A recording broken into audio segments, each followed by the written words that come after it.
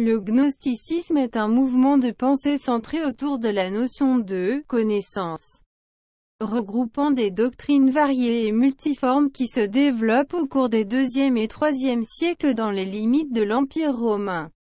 Ces doctrines se caractérisent généralement par l'affirmation que les êtres humains sont des âmes divines emprisonnées dans un monde matériel créé par un Dieu inférieur, mauvais ou imparfait.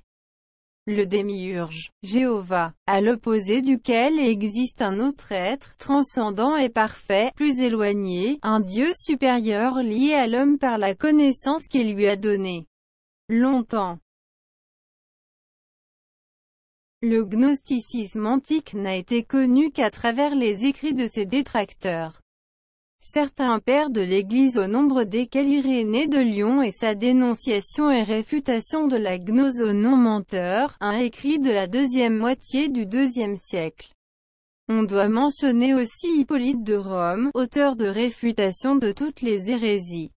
La découverte en 1945 de la bibliothèque de Nag Hammadi, dont une première traduction complète a été finalisée en 1977, a permis de renouveler la recherche sur le sujet.